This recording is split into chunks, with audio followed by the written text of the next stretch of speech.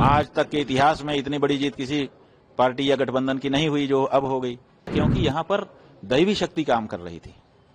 और दैवी शक्ति जब काम करती है तो मनुष्य उसका आकलन नहीं कर पाता है। इतिहास में पहली बार एक शंकराचार्य के रूप में हमने किसी पार्टी के लिए कहा कि उसको जनता को चाहिए कि उसको वोट दे। जो नहीं कोई नेता कर पाया ऐसा काम उस व्यक्ति ने कर दिया। गौ माता को पशु सूची से हटा करके राज्य माता का दर्जा दिया। क्योंकि विरोधी लगातार ये कह रहे हैं कि गड़बड़ी की गई प्रशासन के द्वारा। देखिए, ये गड़बड़ी वाली बात तो अलग है, उसका तो प्रमाण दे करके ही कहा जा सकता है। अगर प्रमाण होगा तो उस पर विचार करके बाद में चुनाव निरस्त भी हो जाएंगे वहां के जहां जहां गड़बड़ी बता सकेंगे विपक्षी लोग। और केवल कहने के लिए तो हर समय जो हारता है वो कहता ही है, ये कोई बात नहीं। मूल बात यह है कि जो चुनावी पंडित हैं, जिन्होंने पूरा जीवन इसी बात को समझने में लगाया हुआ है, वो कुछ दिन तक पहले तक कह रहे थे कि महाराष्ट्र में स्थिति जो सरकार है उसकी खराब होगी। लोकसभा का चुनाव हुआ, उसमें परिणाम भी उसी तरह के आ गए, तो ऐसी परिस्थिति में और भी यही धारणा बन गई। उसके बाद चलता ही रहा, ज्यादा से ज्यादा खींचतान के बराबरी पर मुकाबला लेकर आए कि कुछ भी हो सकता है। लेकिन जब परिणाम आया तो आप देख रहे हैं, आज तक के इतिहास में इतनी बड़ी जीत किसी पार्टी या गठबंधन की नहीं हुई जो अब हो गई। तो ये पता क्यों नहीं चला लोगों को? इसलिए नहीं चला क्योंकि यहां पर दैवी शक्ति काम कर रही थी। और दैवी शक्ति जब काम करती है तो मनुष्य उसका आकलन नहीं कर पाता है। हम लोगों को आभास था, इसीलिए आपने देखा होगा इतिहास में पहली बार एक शंकराचार्य के रूप में हमने किसी पार्टी के लिए कहा कि उसको जनता को चाहिए कि उसको वोट दे, आशीर्वाद करे। ये क्यों कहा? हम अपनी मर्यादा को भूल रहे थे क्या? नहीं, भूल नहीं रहे थे, लेकिन हम दैवी जो शक्ति है उसका अनुभव कर रहे थे कि ये आशीर्वाद एकनाथ शिंदे को मिल गया।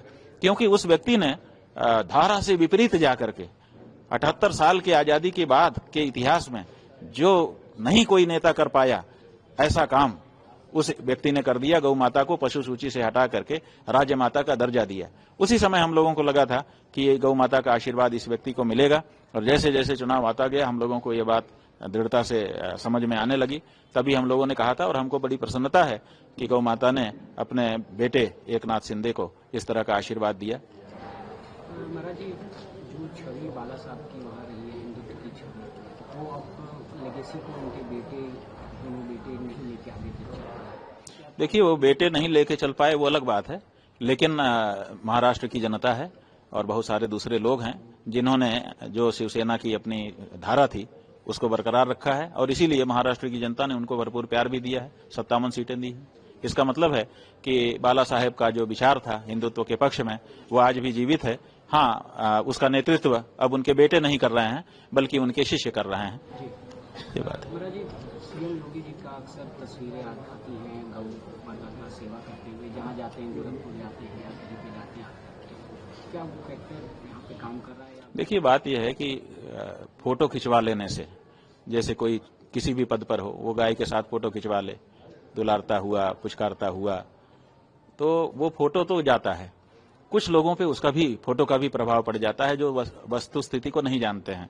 वो फोटो देखते हैं, सोचते हैं कि देखिए गाय के प्रति कितना भाव है इनका, तो वो तो चले जाए। लेकिन आजकल क्या हो गया है कि जागरूकता बढ़ गई है, हर व्यक्ति के हाथ में सूचनाएं आ गई हैं, तो इंटरनेट पे लोग देख लेते हैं, तो डाटा भी देखते हैं कि ये जो प्रदेश का मुख्यमंत्री है ये गाय को प्यार तो कर रहा है, लेकिन इसकी गाय की स्थिति इसके प्रदेश में क्या है।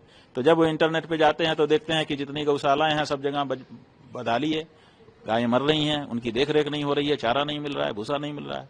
उसके प्रदेश में जगह जगह कटीले तार लगाए गए हैं जिससे घायल हो रही है, करंट लगाए गए हैं, मारा जा रहा है, पीटा जा रहा है।